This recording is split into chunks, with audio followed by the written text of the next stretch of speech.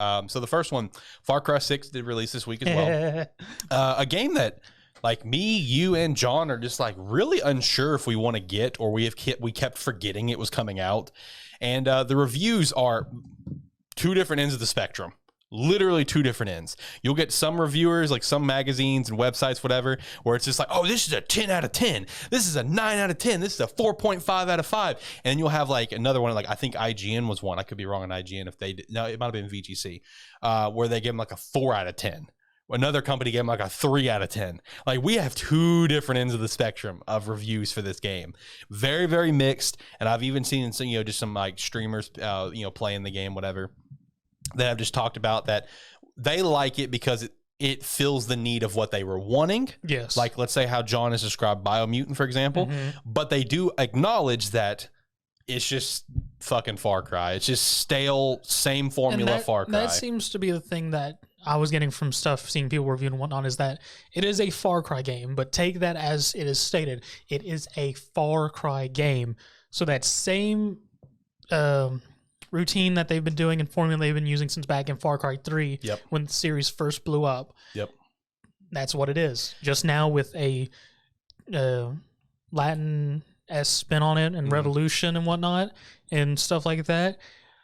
If you're looking for anything innovative and whatnot, it's probably not going to be here, because from everything I've got, it is if you're looking for a Far Cry game, you'll like it. If you're looking for something to expand the series and maybe get more out of it, see for the series to go into the future, it's not going to be there. Bingo. Because the way that you referenced it with Far Cry 3 is the best way. Because I saw one particular person say Far Cry 3, fan-fucking-tastic, and I agree. Far Cry 3 is so good.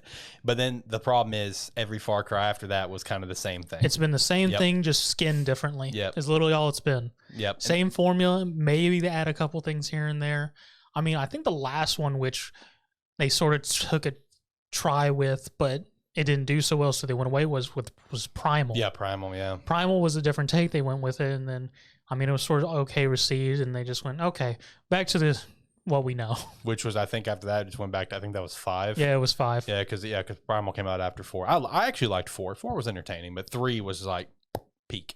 And I do know also involved in this Far Cry situation, apparently Ubisoft shipped out wrong PS4 versions of Far Cry 6 in UK, which by them accidentally doing that blocks people from getting the PS5 upgrade.